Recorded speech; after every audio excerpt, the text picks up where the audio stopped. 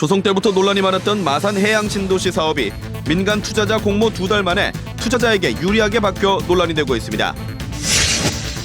창원 주남저수지 철새 서식지 인근에 산업단지 조성이 추진되면서 개발과 보존을 둘러싼 갈등이 재현되고 있습니다.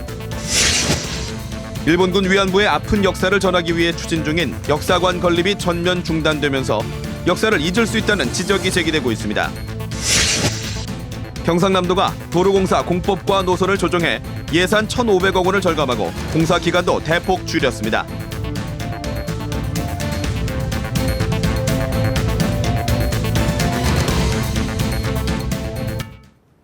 안녕하십니까. 이어서 경남 소식입니다.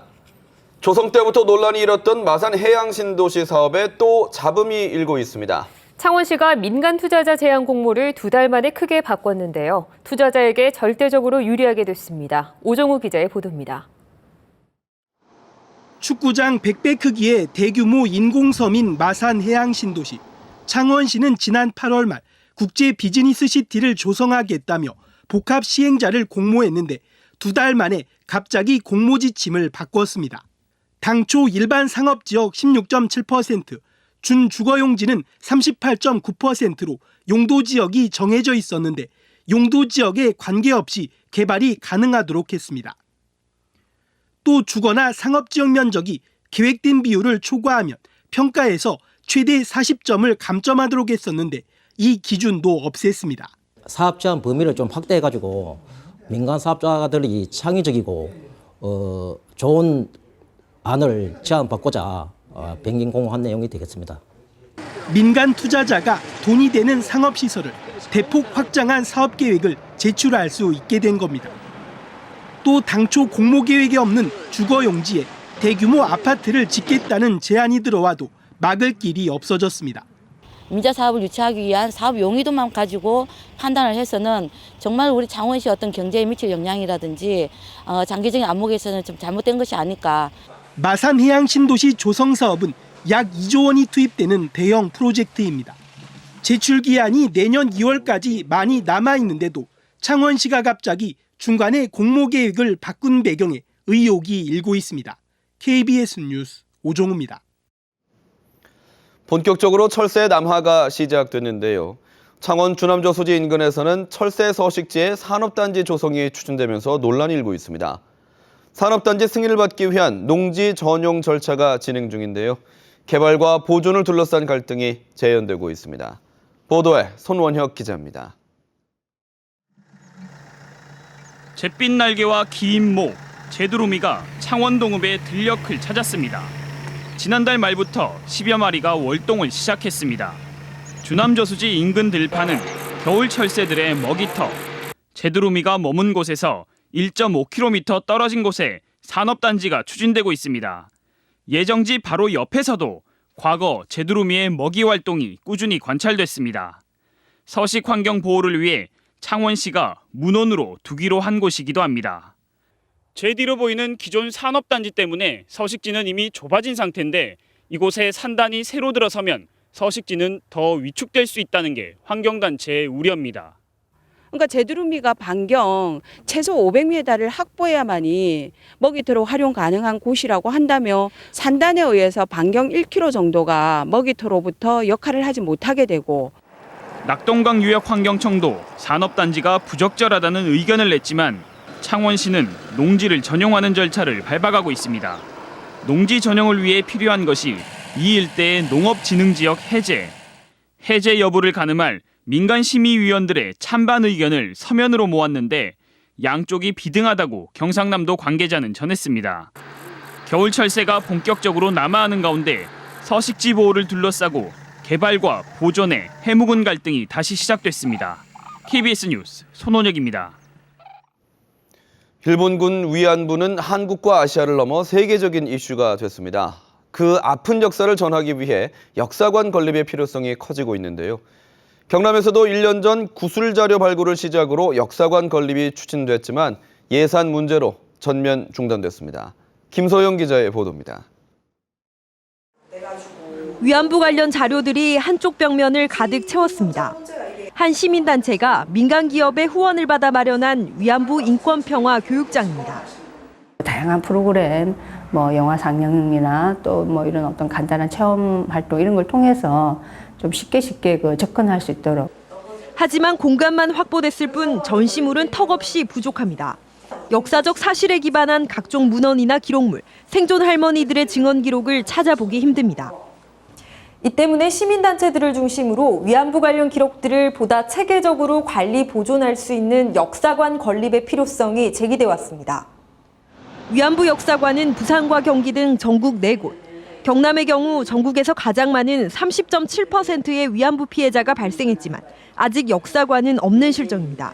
이 때문에 지난 2012년 경상남도는 역사관 건립을 추진했지만 이듬해 예산이 반영되지 않으면서 1년 만에 없던 일이 됐습니다. 그 당시에 한번 검토는 된 바 있었지만 12년 이후로 그 뒤로는 된 건 없었습니다.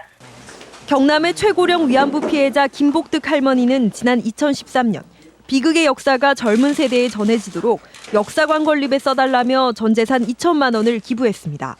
KBS 뉴스 김소영입니다. 지자체 도로공사는 예산 부족으로 공사 기간이 길게는 10년이나 늦어지기도 하는데요.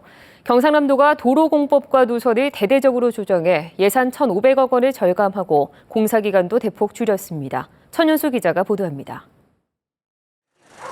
김해 생림에서 상동을 연결하는 도로공사 현장입니다.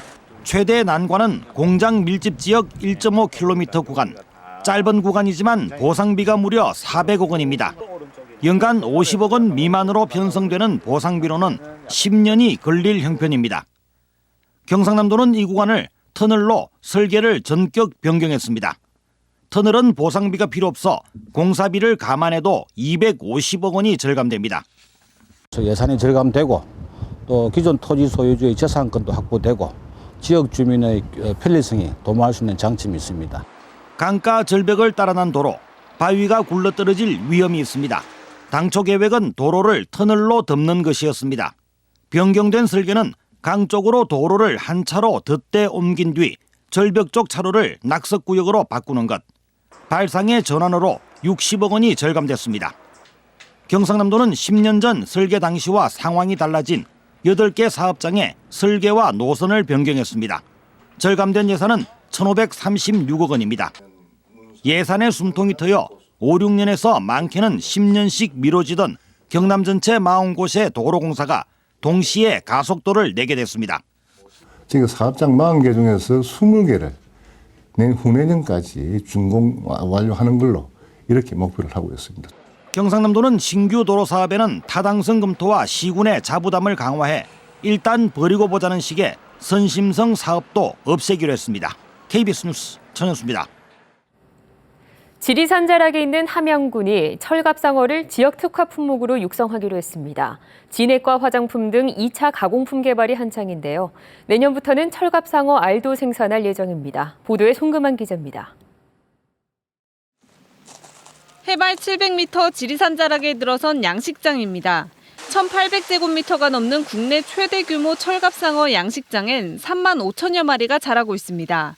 차가운 민물에서 잘 자라는 철갑상어에게는 평균 12도 정도로 수온이 유지되는 지리산 지하수가 한겨울 영하 4도까지 떨어져도 양식 환경으로는 안성맞춤입니다. 냉수 어종으로서 추운데도 아주 강한 생물입니다. 그리고 함양은 청정 지역이기 때문에 이런 지역에서 키우는 게 차후에 좋지 않겠나. 지역 특화 품목으로 육성하기 위해 시설과 철갑상어 진액 개발 등의 국비와 군비 등 8억 원 이상이 투입됐습니다. 함양군은 캐비아를 활용한 주름 개선 화장품 등 가공품 개발로 철갑상어 산업을 육성할 계획입니다. 철갑상어 양식을 통해 어육으로 판매하는 것보다 고부가가치 산업인 제품 개발을 통해 농가 소득을 더 높일 것으로 봅니다.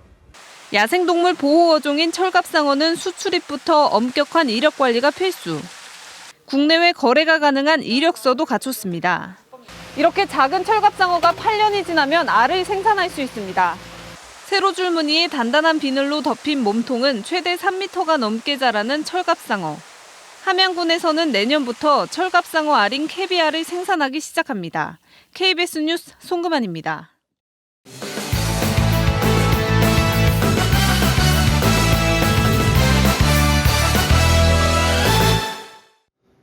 주요 단신입니다. 경상남도가 내년도 예산안에 누리과정 예산 1,400억 원을 편성하기로 했습니다. 경상남도는 내년도 예산안에 3세에서 5세 어린이 무상 보육료를 지원하는 누리과정 예산 1,400억 원을 새 출로 편성하기로 해 지원에는 차질이 없을 것이라고 밝혔습니다.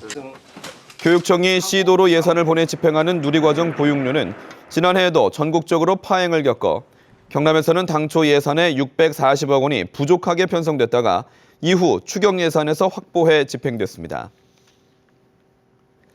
창원시의회가 창원시 로컬푸드 육성 지원에 관한 조례안을 다음 주에 발의합니다. 조례안은 안심할 수 있는 지역 농산물 공급을 위해 창원시가 5년마다 로컬푸드 육성 계획을 수립하고 로컬푸드 인증과 상표 등록, 전문 판매장 설치 등을 지원할 수 있도록 했습니다. 로컬푸드 육성 관련 조례는 전국 39개 자치단체가 시행 중이며 경남에서는 아직 조례를 제정한 곳이 없습니다. 육군 39 보병사단 37대 문병호 사단장 취임식이 오늘 함안 39사단에서 열렸습니다. 문병호 사단장은 취임사에서 1,400km에 이르는 해안선을 굳건히 지키고 국가 중요 시설을 방위하면서 경상남도를 수호하겠다고 밝혔습니다. 문병호 사단장은 육군사관학교 43기로 임관해 육군본부 인사검증위원과 인사 2차장 등을 역임했습니다. 창원 중부경찰서는 일명 사무장병원을 만들어 수백억 원의 요양급여비를 챙긴 혐의로 50살 박모 씨와 의사 70살 이모 씨 등 3명을 불구속 입건했습니다. 박 씨는 의사 이 씨 등과 함께 병원 수익금을 나누기로 하고 창원에서 이 씨 명의의 요양병원을 차려 지난 2009년부터 5년 반 동안 요양급여 256억 원을 부당하게 받아 챙긴 혐의를 받고 있습니다. 부산고등법원 창원재판부 제1민사부는 국내 아이폰 사용자 299명이 미국 애플 본사와 애플 코리아를 상대로 낸 손해배상 항소심에서도 1심처럼 원고의 청구를 기각했습니다. 재판부는 판결문에서 애플이 옛 위치정보법은 위반했지만 정신적 손해를 끼쳤다고 보기는 힘든 데다 또 기술적 시행착오를 고치려고 노력하는 등 애플의 책임을 묻기 어렵다고 밝혔습니다. 방송통신위원회는 지난 2011년 애플이 사용자 동의 없이 위치 정보를 모아 위치정보법을 어겼다며 과태료 300만 원과 시정조치 명령을 내렸습니다. 경상남도 공무원 노조가 정부의 공무원 정책에 반발해 강요된 정치 후원금 거부를 선언했습니다. 경남 지역 공무원 노조 협의회는 오늘 기자회견을 열고 소득공제를 빌미로 공무원들에게 정치 후원금 납부가 강요되고 있다고 주장했습니다. 공무원 노조는 정치 후원금의 절반 이상이 여당인 새누리당에 배분되고 있지만 연금법 개혁 등 공무원의 처우는 나빠지고 있다며 무기명 정당 기탁 지정제를 허용하라고 촉구했습니다.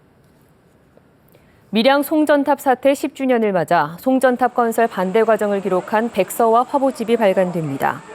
밀양 송전탑 반대대책위원회는 다음 달 3일 밀양 송전탑 사태 10주년을 기념하기 위해 지난 2005년부터 송전탑 공사 반대 과정을 기록한 백서와 화보집을 발간한다고 밝혔습니다. 경남 소식이었습니다.